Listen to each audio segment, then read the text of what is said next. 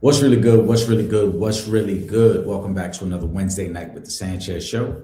As always, I'm your host, Eric Sanchez, aka Legend of Two Games. Make sure you are subscribed to the podcast. We are live every Wednesday night, 7:30 p.m. Also, make sure you subscribe to Real Fans Real Talk. We are live every Monday night, 7 p.m. Go look back, go into the archives, some great interviews. We've been focusing a lot on the women's basketball side of things lately. We had legendary NCAA player, played overseas, played WNBA for one season, Valerie Still on 2 weeks ago. She'll be back with us very soon for a part two. It was a great, great interview. We just ran out of time, though. That's all that happened. We just had so many questions and so many comments. We didn't get to everything. Shout out to the comment section, as always. But tonight, it's going to be a light night. We're only going live for about an hour. Got the Pistons and Thunder in the background. Big time matchup. Obviously, the top two seeds right now in each conference. Oklahoma City a little shorthanded tonight, so I don't want to say it's a statement game per se. But for the Pistons, obviously, there's an opportunity. They have control over the East. They have control right now in terms of if they win tonight, they would have the best record in the NBA. And they get a Oklahoma City team that's shorthanded tonight. Obviously, no Shea Gilgeous-Alexander, no Isaiah Hartenstein, no Chet Holmgren, no Alex Caruso, AJ Mitchell's out. So some key guys missing from the Oklahoma City Thunder. With all that being said, the Detroit Pistons are playing some great ball. They're coming off a bad loss to San Antonio. When I say it was a bad loss, I don't want to say it exposed them, but there were some things there that I saw that could be used against Detroit in a series, and that'll be something to pay attention to later on in the season. But for now, it was just a regular season loss. On the flip side, San Antonio has a game later tonight where they have the potential then to obviously chip into that top seed in the West and potentially catch the Oklahoma City Thunder. They're three back going into tonight. As I mentioned, they've been playing really good ball. They get the Raptors in a little bit. And they were one of the teams that I talked about last week's episode in terms of my bold prediction, I guess you could say, for the second half of the season. I think the Spurs are going to come out of the West. And I think they're ahead of schedule. I didn't expect them to be this good this quick. I said in the preseason that I thought they would be a playoff team. I like the youth on this team. Obviously, Wembanyama, but Dylan Harper, Stephon Castle, and then you add De'Aaron Fox to that, and obviously Harrison Barnes. It's a good mix. It's a good team. But I've been really impressed with them all season, and I really talked about it after the in-season tournament. Even though they lost to the Knicks in that finals game of the in-season tournament, I thought the way they played defense was the thing that stuck out the most to me. Every possession against them defensively is a very tough, grinded out possession. They led that game for most of the time against the Knicks. The Knicks, I think veteran savvy kind of took over in the second half of that game, and that's what allowed them to beat the Spurs. But if it was a series, I think that would be a very tough series for the Knicks or anybody to win for that matter because of the way that the Spurs can play defense. They're very good, very long, athletic. They can switch on every pick and roll. It's tough to find a matchup that you can really attack because everybody is a long, lanky defender on the court. So it's a very tough matchup. Like I said, you saw the Knicks struggled with them when they played them this year. You saw Detroit struggle with them when they played them a couple nights ago. It's the reason why they beat Oklahoma City 3 times already this year. I think the Spurs are legit.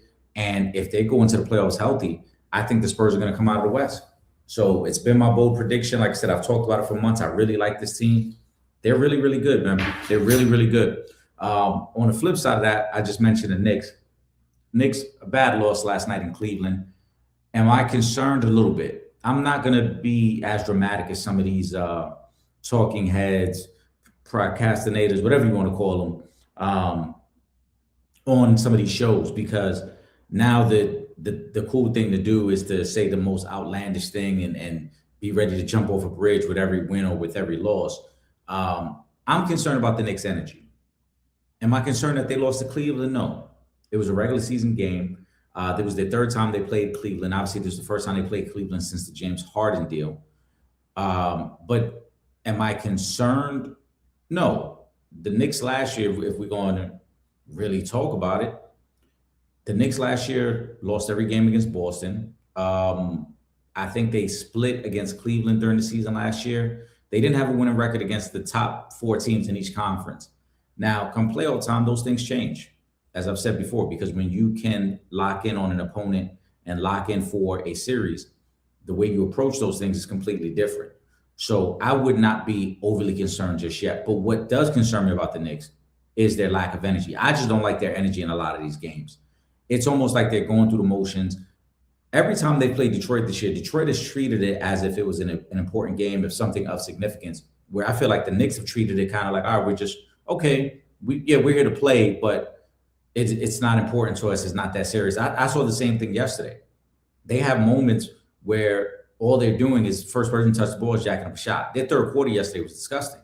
They had 11 points in the third quarter. They had no offensive rhythm. At one point, I think, they had missed 8 straight 3-pointers, yet they kept taking them. They weren't playing downhill. They weren't attacking. I thought some of the success they had early in the game was when they were moving the ball and then attacking. OG Anunoby going to the basket, Mitchell Robinson on the glass, Mikal Bridges getting downhill.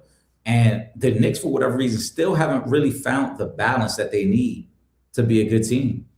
It almost seems like on nights when Karl-Anthony Towns has it going, OG and Bridges can't have it going. Then when they get it going, he can't get it going. So it almost seems like it's Brunson and then somebody else.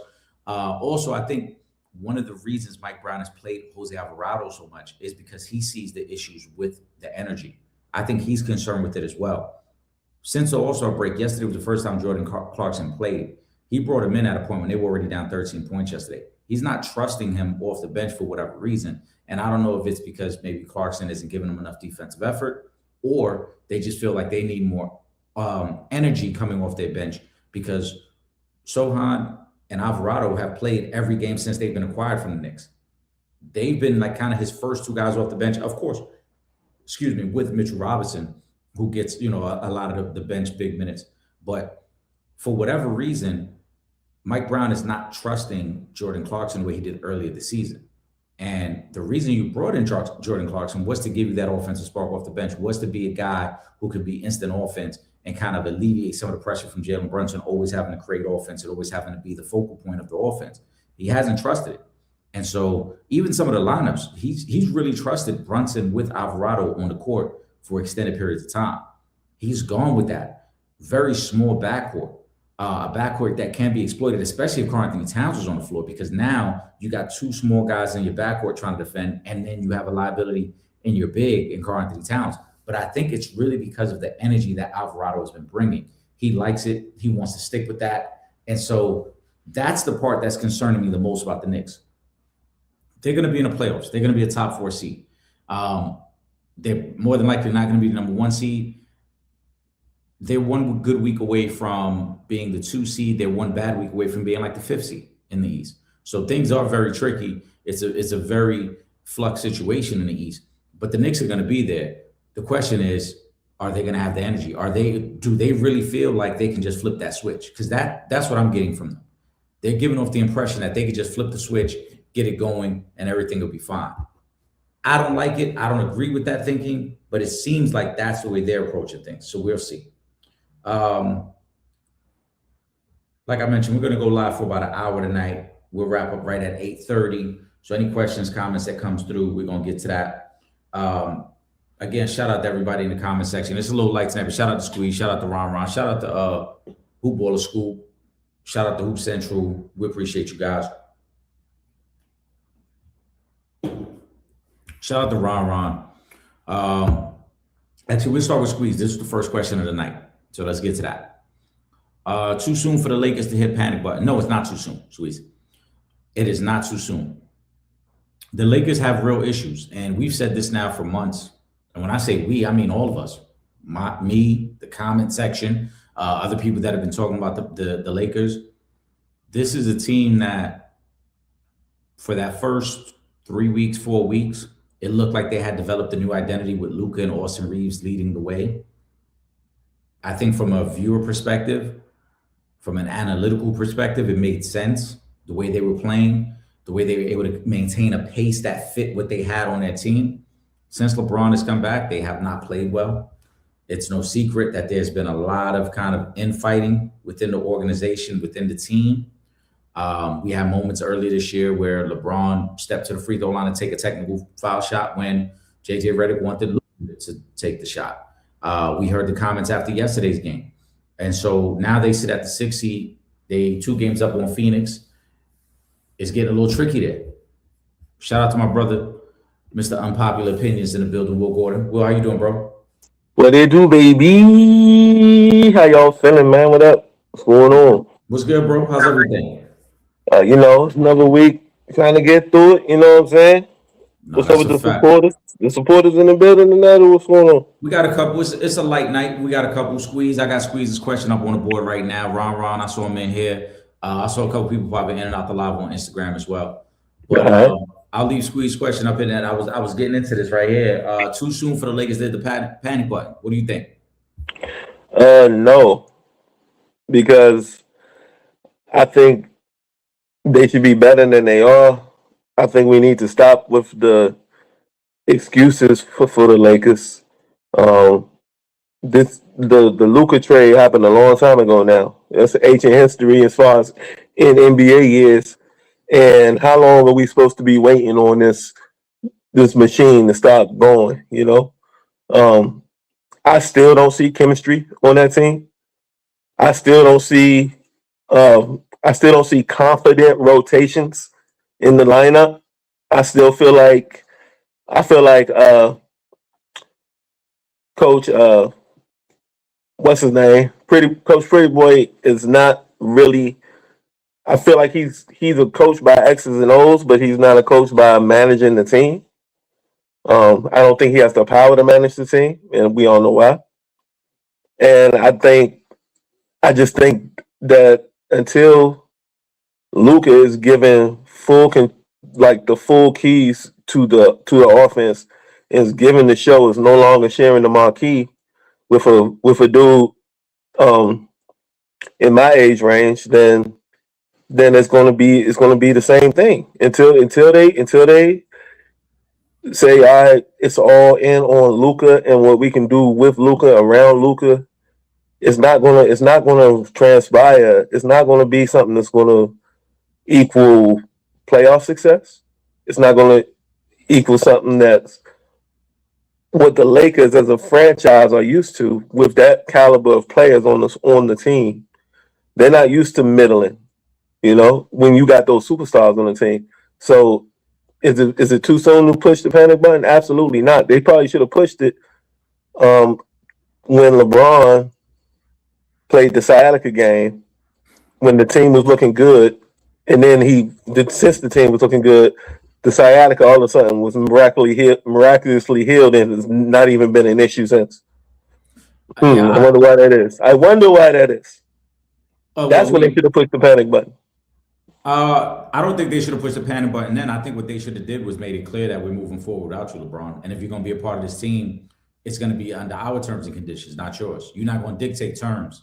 And that's what they let happen. And I started off by my answer to this question by saying that this team looked good the first few weeks of the season when it was Luka's show and it was Austin Reeves, and they were playing a style and a pace that fit what they had on the team. The moment LeBron came back and they tried to kind of slow things down and let's play the LeBron strengths, that's when things started going bad here. And JJ Redick doesn't have control of this team. You talked about it and you highlighted it. We saw that all season. We've seen the little comments made post game. We saw that moment a couple months back when JJ wanted Luka to shoot the technical foul shot and LeBron just went up there and shot it on his own. And then when the reporter asked him about it, he said, well, why wouldn't I do it? You know what I'm saying? Like, well, you wouldn't do it because you're not the star player on this team anymore. Mm-hmm. Right? Last night, LeBron does, in that they lose the game. And what does he say after? Well, I thought Luka had a good shot. I don't know why he didn't take it. So Braun being Braun, man. Right. This Braun being Braun. This is the so-called leadership that people that raved about for so many years, the leadership. LeBron is the problem here. And like you said, for them to continue to force this scenario of Braun is important to them. Braun is not part of your future. There's no reason for you guys to cater to LeBron James at this point.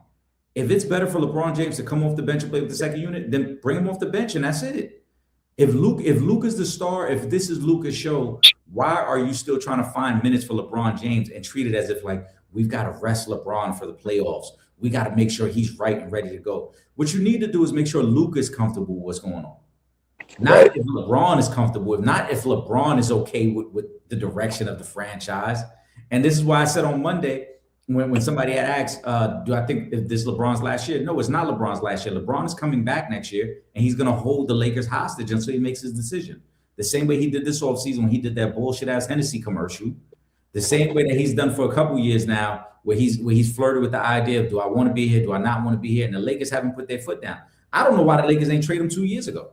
Why, if you're the Lakers and you're really serious about winning basketball games, why would you have traded him 2 years ago?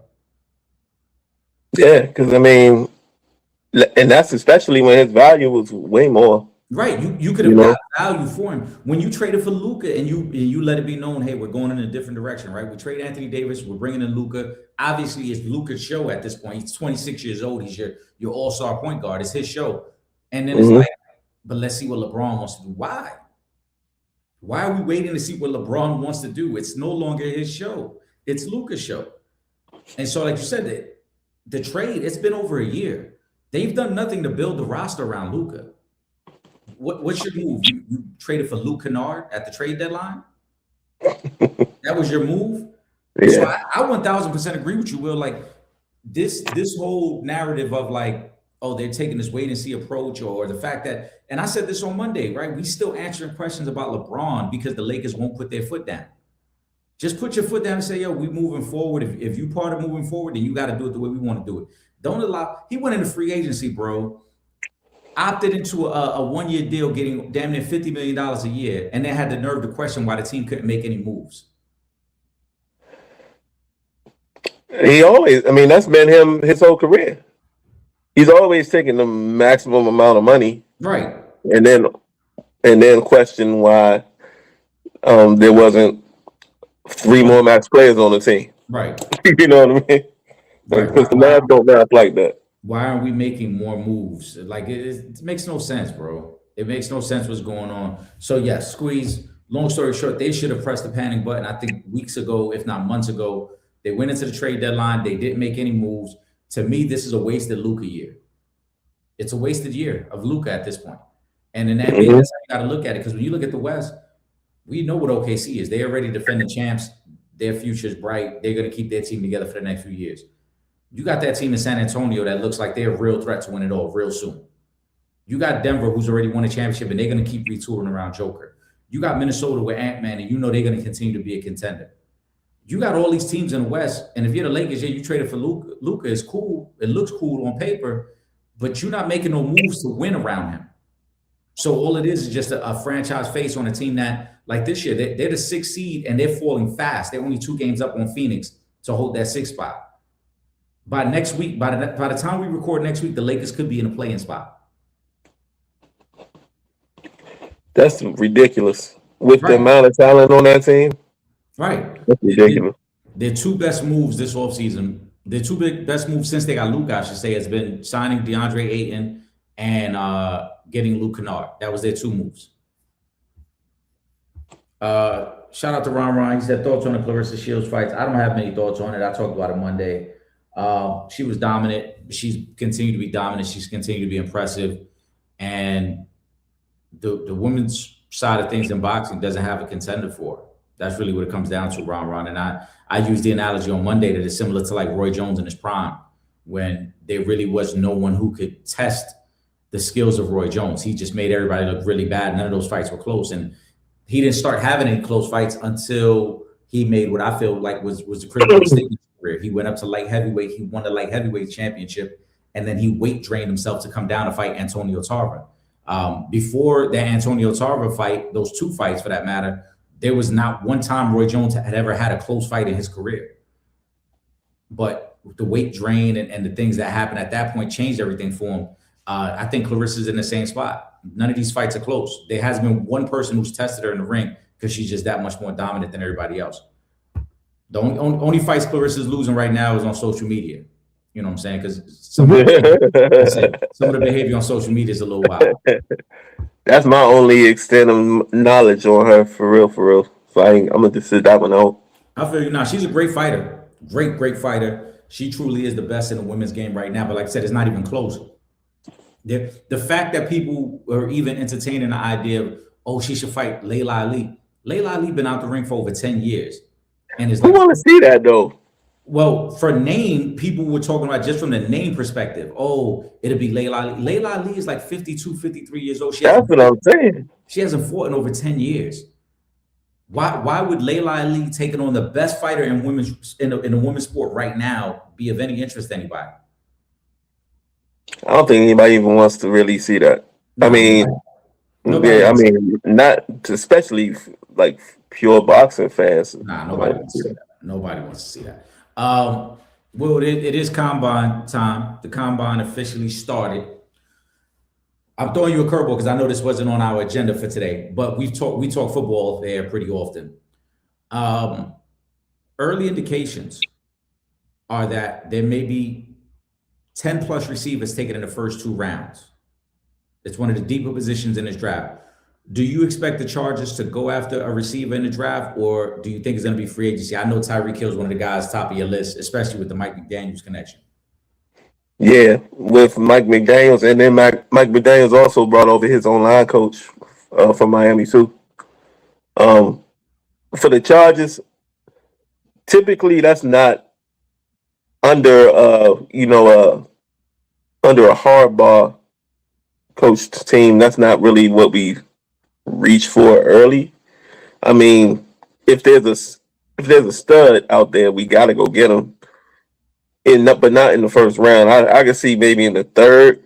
I think first round is going to be trenches with Harbaugh, especially with the way our season played out last season with our all-pro tackles going out, and then us going down to our third string at 3 spots on the offensive line going into the playoffs. I don't think that's going to be a position we're going to be in going forward.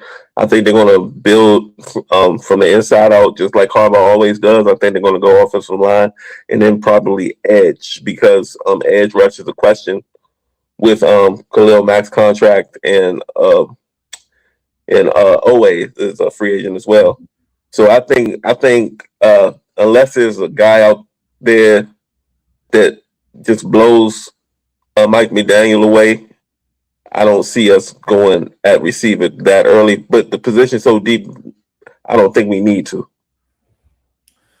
The wide receiver position is deep. The D-line position is deep this year.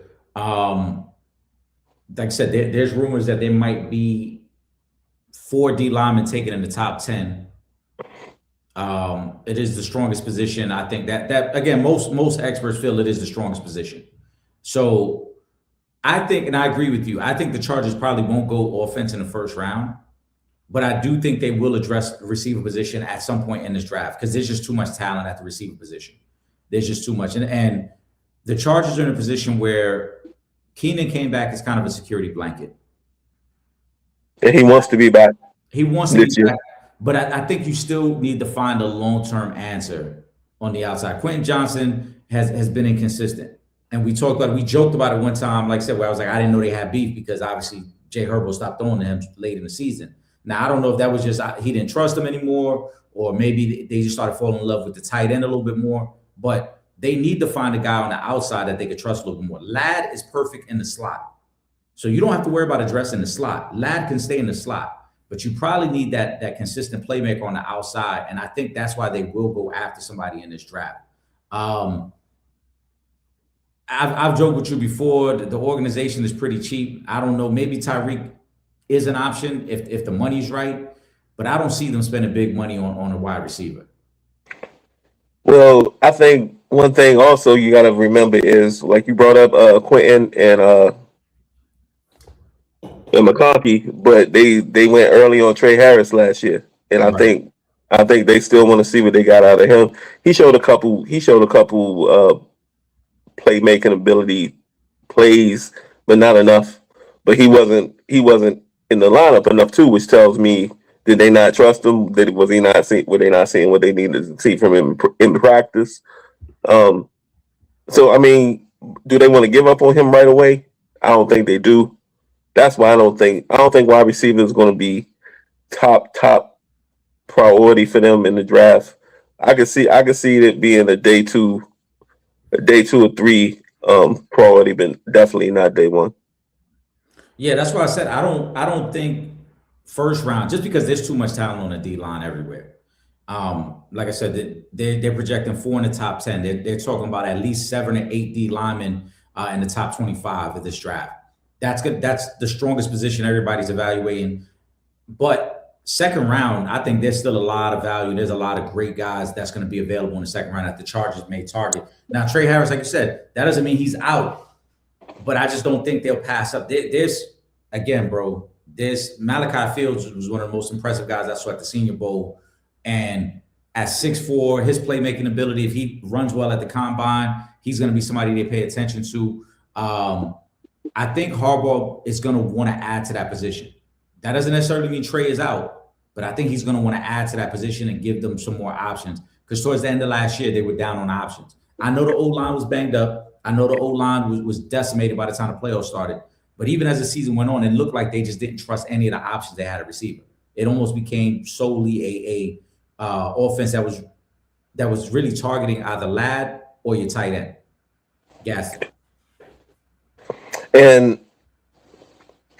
I wouldn't be surprised if they go after a tight end in the draft earlier than most people would too, because I don't like Gaston showed signs early when nobody was looking for him. Mm-hmm. So once he put some film out there, he was pretty quiet, and that's not what I like. I don't like seeing that. I mean, that's usually how quick the league starts to catch up on you. You know what I'm saying? Once there's a couple game films, if you're a one-trick pony, if you ain't got other moves, they're going to find out pretty quickly.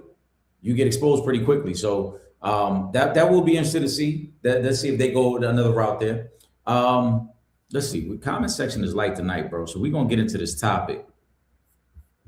I got Pistons and OKC in the background right now. OKC is up 1 on the Pistons. OKC is playing with nobody tonight, too. No Shea, no Chet. Isaiah Hartenstein is out. Caruso's out. But they hanging tough. What? They in that game? OKC is up 1 right now with 3 minutes to go in the first. Oh, the first. All right. Yeah. It's still early. It's only 21-20. Is Detroit good enough to come out the East? They're good enough, but I started tonight's live by saying I don't want to overreact to their loss to the Spurs. But one of the things that the Spurs really did to them that concerns me in a series would be the Spurs pretty much said, Cade, we're gonna basically cut your water off. We're gonna force other people to be playmakers. We're gonna force other people to hit contested shots. And when Detroit can do that, they really struggled in that game. San Antonio is the outlier because they one of the few teams that have enough defenders to throw at Cade, right? Whether it's Harper, whether it's Fox, whether it's Barnes, obviously you don't want to pick and roll into Wemby. They got enough guys. Most teams in the East don't have that many guys that they can throw to defend at them.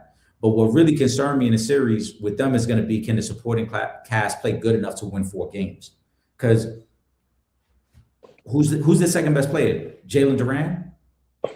And Durant doesn't create offense. Everything, he's kind of a cleanup guy. He gets it off the glass. Yeah. So when that's your second best player, it's not like you could dump the ball down to him and say, hey, get us an easy bucket. That's not who he is. Everything is predicated off Cade starting from the top and finding guys, slashing, kicking into the corner. And like I said, the Spurs kind of took all that away and said, we're just going to play you one-on-one. And if you beat the guy, you scored and you get it. But we're not going to allow you to get anybody else involved. And by the third quarter of that game, nobody else really had any rhythm because San Antonio was not helping off shooters. Who's the best point guard in the league? Because I think Cade is making a case, despite the San Antonio game. Cade is making a strong case right now. And I like it. I like Cade a lot because he plays I feel like he plays the old way. You know what I'm saying? Like Like he got a lot of old school in his game that I like a lot. Yeah. K, I think, yeah, we got it. It's tough because there's no traditional point guards the way they used to be. Right. But yeah, I think it's got to be Cade. Really, the only two point guards that I see consistently that affect the game in that way, that control the game, is Cade and Harden. And yeah. They, like they play, like you said, that old school true point guard way where it's like I'll get everybody else involved and then I'll look for my offense last. They're the only two that really do it.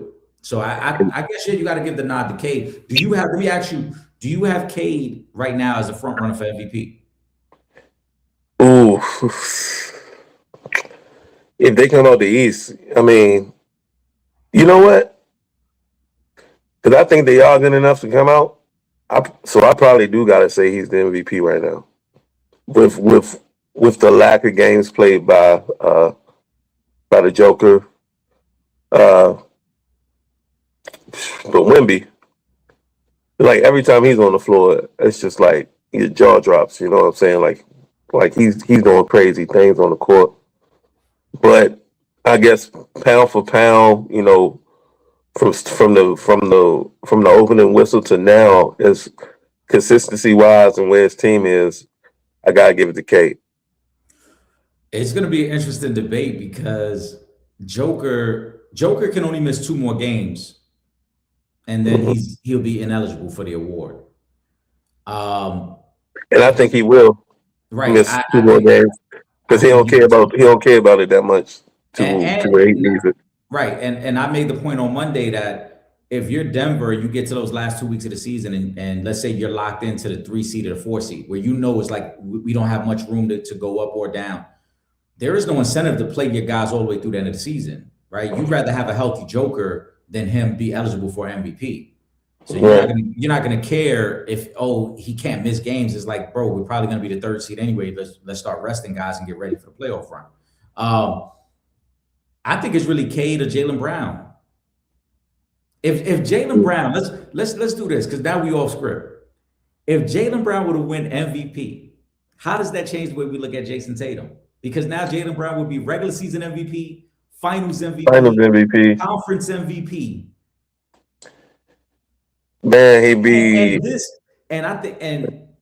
I know supporters, they joke all the time that they call me the Tatum hater, but this is more impressive than anything Tatum's ever done because who's Jaylen Brown's second best player? Peyton Pritchard? Right. Or the bald dude, White. Derek White? Yeah, like. Tatum always had another all-star with him. Brown doesn't have another all-star with him. Yeah. I think that, like, I know, again, it's early to talk about this, but that's why dynamic. That's also why I think Jason Tatum will be back this year. Let me give you a little something I heard. You know what I'm saying? So Jason Tatum's going to be back next month on March 14th at home hosting the Washington Wizards. I'm tell you why. I'll tell you why. So March 14th. The get right game. The get right game. Well, yeah, it's against the Wizards, first of all, at home. So Kuminga got right yesterday against the Wizards. Yeah, he did, man. Yeah, oh my God. I had the Wizards. I wanted them to cover the 18.5 I caught, and they ain't even come close to that. God. So anyway, that's neither here nor there. So the Wizards at Boston on 3/14. He's already been in practice. Joe Mazzulla will not admit to say that he's been participating in these practices, but he's been in the practices. So that date is 3/14. Have you seen that Jason Tatum documentary? Nah, I haven't watched it. The runtime is 314 minutes. The St. Louis area code. Hold on. The runtime on this documentary is 314 minutes? Yep. What the fuck is he talking about for that long? What are they going over? It's parts. I ain't seen it. I just saw the time. I ain't seen it. I ain't got no interest in that. Then the St. Louis area code, where he's from, is 314. When he signed the Supermax deal, He was eligible for 315 million. He signed for 314 instead. He will be back on 314 against the Washington Wizards at home because this 314 shit is weird, first of all. And what you said about Jaylen Brown. About Brown. Because he is clearly making the case to be the guy on the front of the marquee. At the top of the marquee in Boston. Like you said, he's the Finals MVP. He's carrying this team without you, and Tatum ain't liking that. I know he ain't liking that, and especially I know he's sensitive about it. Light skin tendencies gonna come through. I'm sorry, I misunderstood you because you said 314 minutes. I'm like, what the fuck? It's 3 minutes and 14 seconds.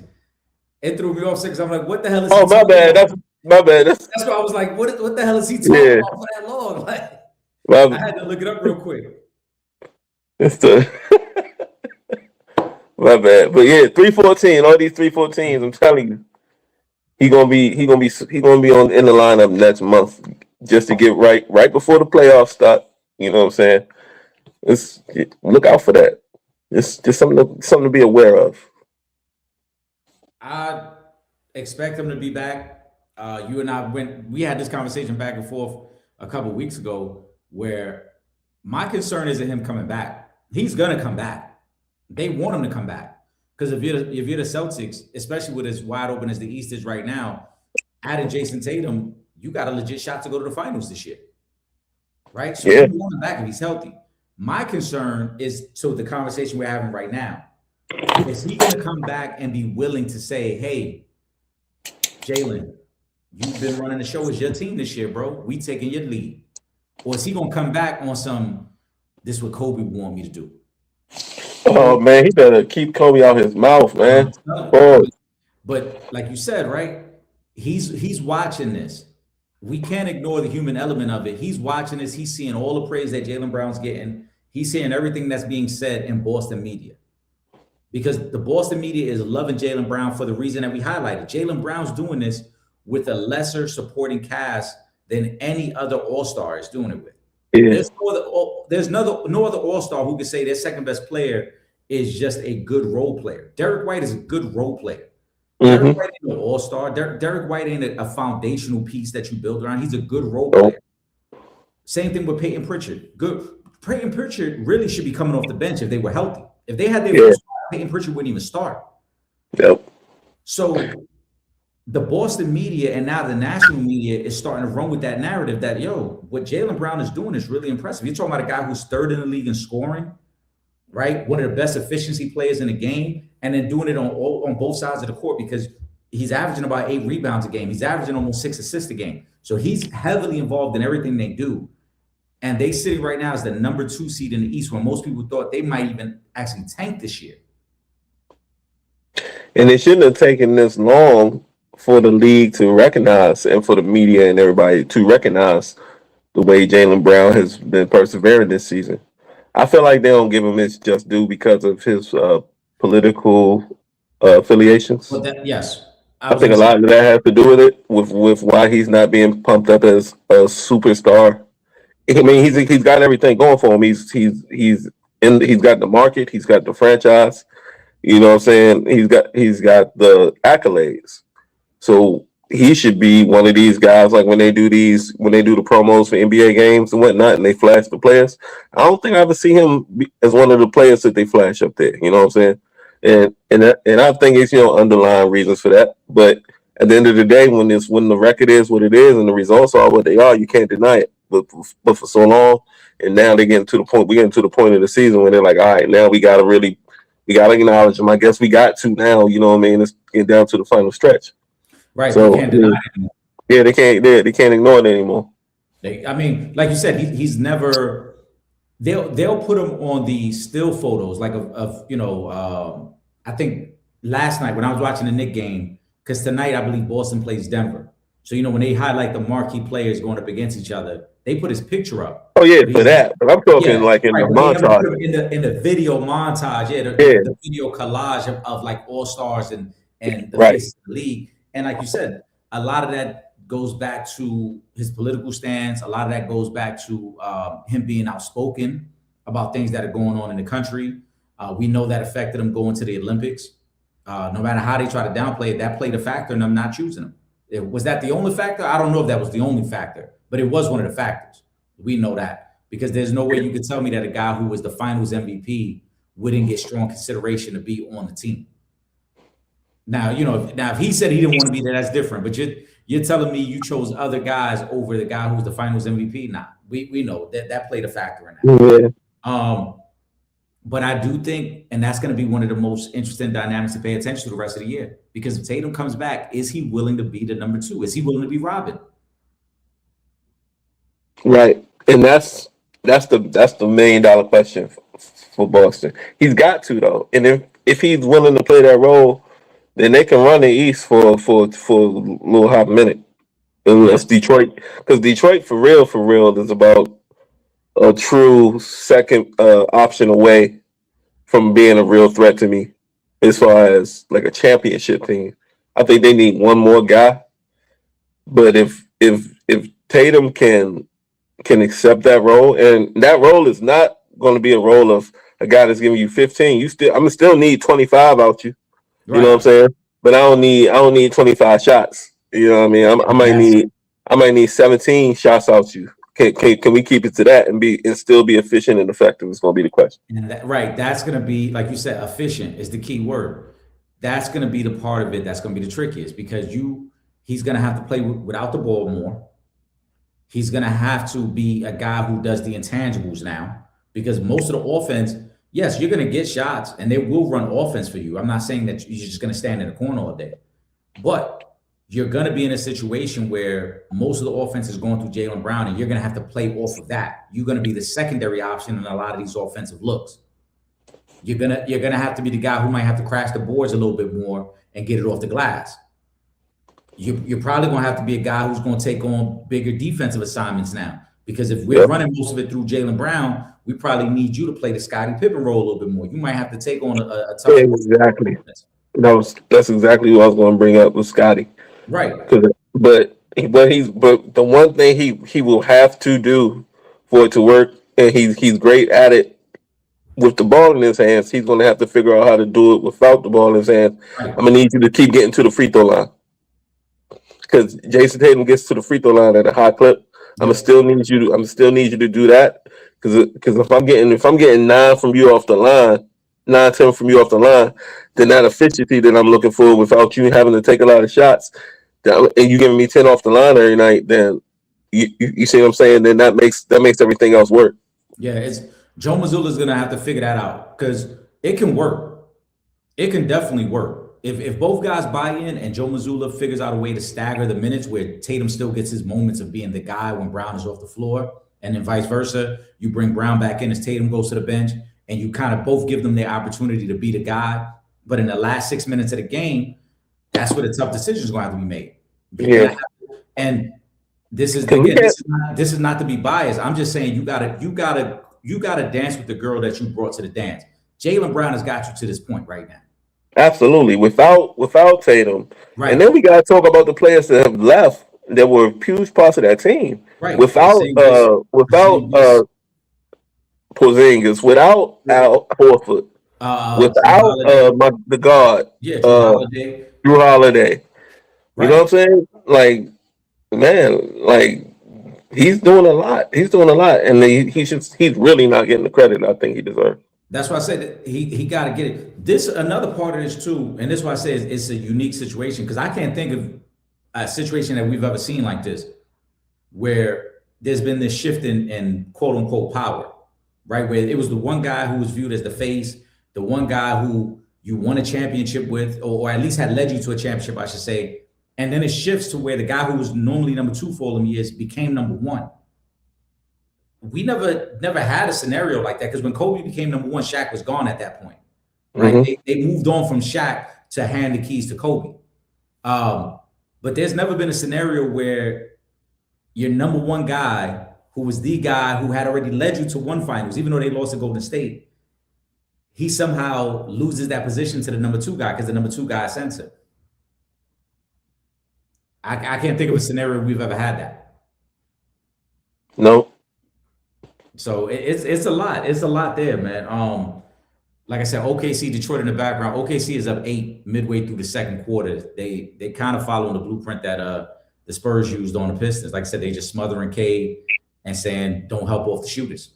I'm allowed to bet that thing at halftime for sure. Yeah, I'm a live bet it as well. Money line live bet it because it's going to be tough for OKC to keep this up. They trying to turn it into. They just hit another 3 too. Bro, I came 2 legs off a 10-legger, 2 legs from a 10-legger the other day. I needed 1 rebound and 2 points. That was that the joint you had sent me that night? Yeah, that joint I sent you. Right? Yeah. When we got to the 20, I saw that, but then Cade was struggling shooting as well. Yeah, that's what I said, man. These dudes be gambling, man. Oh, that's because I needed what it was. I needed 20. I was over 29 and a half for Ant, and he finished with 28. And then somebody else, I needed 4.5 assists from somebody. He gave me 4. Mm-hmm. So these dudes be gambling, man. Yeah, we know that, bro. I don't know what the people do about it, but we know that. We'll keep it sports. I know we had a topic, but we'll save it because, like I said, I do got to wrap up the live by 8:30 tonight. So we'll save that topic. What else we got? What else been on your mind? You brought up James Harden earlier. You see he got a fractured right thumb? I didn't see what the injury was. I heard they were saying he had a hand injury, but now that you're telling me, that might be significant. Yeah. If he's going to miss, because a fractured thumb is usually like 3 weeks, at least. So that could be a detriment to what they trying to build over it because they looking good. I wasn't expecting it, but they got James Harden playing defense in Cleveland. What? That. Like I did not see that. Did you watch the game yesterday? Yeah, and I'm telling you, I thought that trade was going to be a disaster. I think we spoke about it on here. I thought it was a good 2K trade, but I didn't think it was going to be a good basketball trade. But him and Spider been looking good as far as a little backcourt duo. I didn't think they were going to coexist. And this is what I mean when we to take it back to the earlier topic about the panic button in LA. Why do I have to, like, Cleveland got that thing, they clicking already. You know what I'm saying? Why is it not the same case? We a season removed from the Luka trade, and we still waiting for things to start clicking. And James Harden, as ball dominant as he is, goes to Cleveland with Spider as ball dominant as he is in that offense, and they're making it work. So one thing that I want to come back to, like you said, the whole would the trade work? The playoffs is going to be the ultimate determining factor. Sure. Right, because they make the move to try to win it all. But the one thing I guess maybe I didn't factor in, or maybe I didn't take enough time to think about, is how much he was going to help the bigs over there in Cleveland. And the reason I asked him because they flashed that stat of James Harden with big men, right? So before Embiid and then Embiid's numbers with him. And Embiid's numbers were pretty much the same. The only difference was he just shot at a higher field goal percentage. Harden was getting him a lot of easier baskets. But the improvement that Zubac made with James Harden was almost like 6 points a game. The improvement that Jared Allen has made with Harden is almost 7 points a game. And that's the part that I never really took the time to think about, because I'm like, if he's going to unlock that part of the game, because Spider could get his own, we know that. But if he's going to start unlocking the bigs to the point where they just getting all these easy dunks and putbacks, then yeah, they're going to be a really tough team to play against, because now you got the bigs rim running and they're getting all the quick little feeds from Harden. And then you got Spider operating in space, because you still got to respect Harden off the ball as a shooter, even though he's not going to cut off ball, but he can still shoot off ball. They're going to be really tough. That's the part that I underestimated. And both of their bigs are skilled offensively. Yeah. Right. Like they defensive stalwarts, but they skilled offensively to where if they can get lobs, if they can get these easy looks off pick and roll, right, or double screens, then it will be an issue. Yeah, Like, yeah, Cleveland might have something, but we gonna have to see what this injury is gonna Yeah, how that injury is gonna yeah, we play got to out. see how that affects the next, not only next couple of weeks, but is it something that lingers? Because he, like you said, now he's just got to let it heal up. If he doesn't heal up all the way before the playoffs, then yeah, you wonder how it's going to affect him. But if he can get healed up, I think they got something. That's been my biggest critique of Cleveland. Like, how are they able to keep both bigs on the floor? Because in the past it hasn't worked. But now with Harden being able to orchestrate things, and Mobley could space the floor, we know he could shoot. Now it makes sense now what they're doing. So Yeah, I agree and with that. We kind of underestimated how good that move could be for them. you know the locals up here are heavy on Braun coming back next year for his final season. They heavy on that. They talking about Braun, Spider, and Harden, and saying, and I'm telling you what the buzz is a bit, and they talking about this going to be the year that Braun finally takes a pay cut to join this team, and that he's going to balance out the pay cut with filming and having the rights for his production company on his final season, and trying to make it like a Last Dance type production with being back in Cleveland and everything else. So they saying he's looking at the big picture on the money side of it, as far as owning the rights and everything and the distribution of the story. Yeah. And it's the king comes home and blah blah blah blah blah puke, make me want to fucking, you know what I'm saying. But that's what they want up here. That's what I'm hearing a lot, and I don't see it, because I think with LA announcing that season ticket boost for next year. Did you know about that? LA announced next year's season ticket I mentioned that. going up Yeah. 40%. I mentioned that. 40%. Yep, I mentioned that on Monday, and that's why I think he's coming back next year. One, That's why it's like, yeah, it's like, my 2 points on Monday was, first of all, as self-centered as LeBron James is, there's no way he's just gonna retire quietly. He wants the farewell tour, right? Oh, if any player in the history of the league was going to have a farewell tour, it's Again, LeBron Bartholomew James. I don't know what his middle name is, but it's going to be LeBron James. It is Lamont or something like that. I don't know what it's.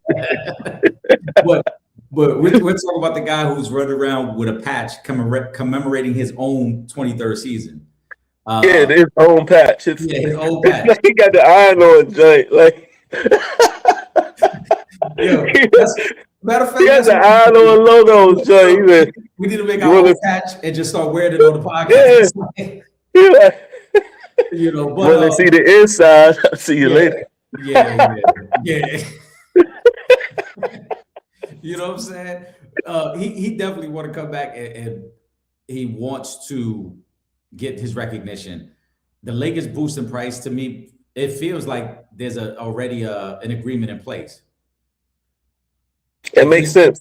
Because if you're the Lakers, what are you selling as part of that increase in tickets? What would you tell season ticket holders? Why are we increasing the price unless we know for sure that this is LeBron's last season? That you're getting 41 games of the farewell tour. Yep. Because outside of that, if you're the Lakers, if you're a season ticket holder, even if you're an individual ticket holder, you come in the next year and it's like you boosted the price 40% for me to watch Luka and DeAndre Ayton. And what's crazy to me though, if you're a Laker fan, because when I hear and talk to real Laker fans, they don't like LeBron and they want him gone. Like real Laker fans, not people that went to LA with LeBron. Not them fans, but the LA fans, they don't even want LeBron. They have not liked him since he got there. Nah. He don't hold the Lakers standard. That ain't. Yeah. I mean, when you had Magic and Kareem and Kobe and Shaq, like there's a standard, and then you get Bron and everything that comes with him. Pause. It's not the same, man. It ain't the Lakers standard. That works in Cleveland. It's gonna be you know what I'm saying. That works in little cities like that. That don't work in LA. It works in Cleveland because it ties to the city, and obviously he's got them their only championship. They do a farewell tour next year. are they playing Bronny every game as well? Oh my God. Because that's what Bron would want. Start him every game, and then he comes on after the jump ball. Yeah. So then Bron could put that on the resume. I'm the only guy to ever play a full season with his son. Yeah, I'm telling you. I'm telling you, man. You know what's Just gonna put happen? Get Savannah the pom poms, man. Make her Paula Abdul. The Paula Abdul. Remember Paula Abdul used to run the Chili squad in LA? Go ahead and give Savannah that role there too. But check it. Then we'll get the random ESPN stat.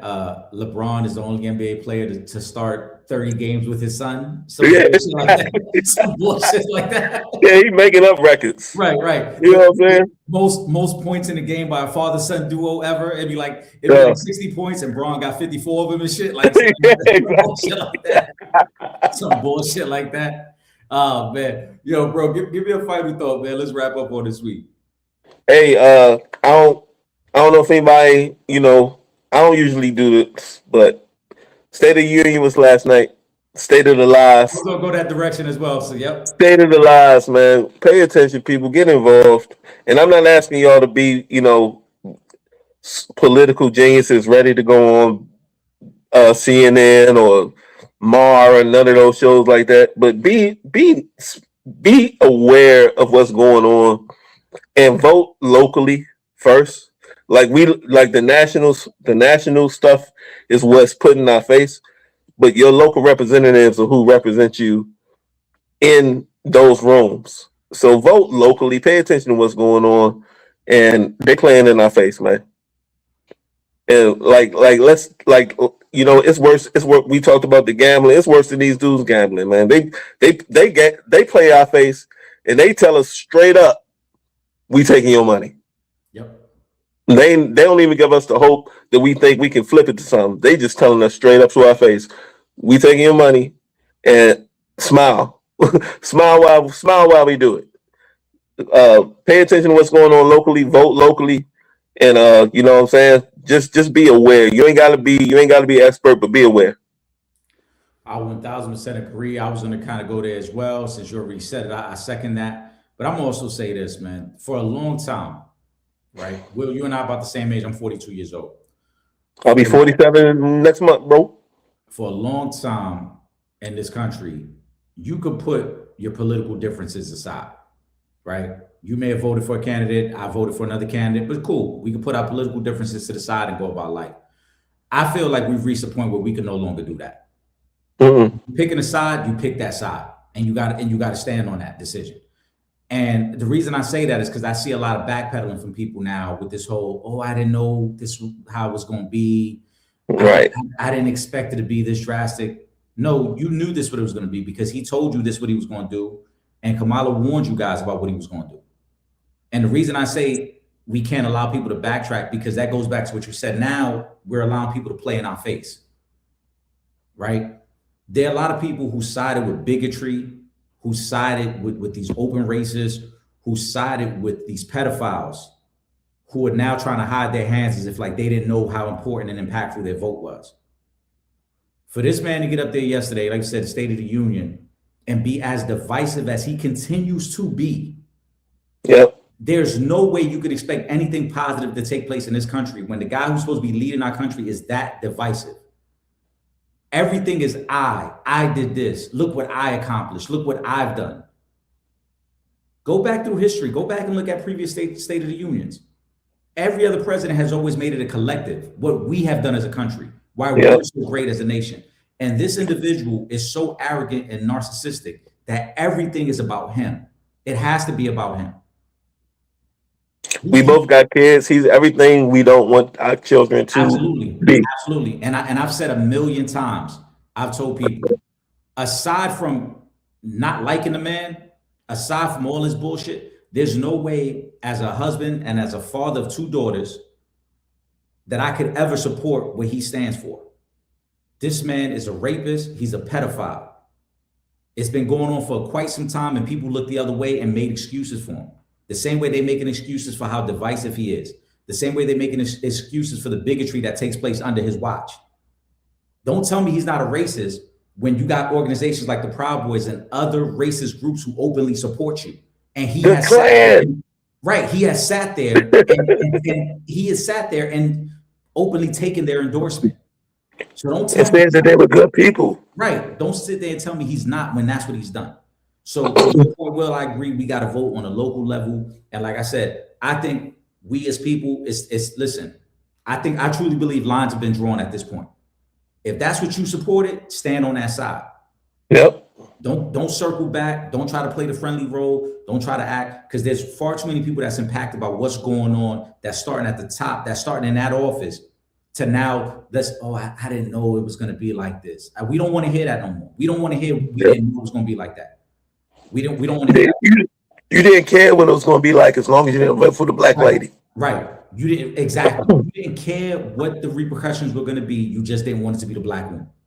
Yep. And now, because you don't want to be viewed as a racist or as a bigot, now you're trying to circle back and say we didn't know. You didn't have to. Yeah. You didn't have to know what it was going to be like. You knew what his track record was. You knew who he was as a man. You knew what he stood for, and y'all still voted for him. So stay on that side. We're gonna end it on that note. For my brother Will Gordon, I am Eric Sanchez. We're gonna be back next week, 7:30 p.m. And then also tune in Monday, 7 p.m. Real Fans Real Talk. Shout out to my brother Trip. I know he was working tonight, but he'll be back on live on Monday. Again, for my brother Will, I am Eric Sanchez. We are the opinionated ones. This was the Sanchez Show. We out of here, man. We catch y'all next week.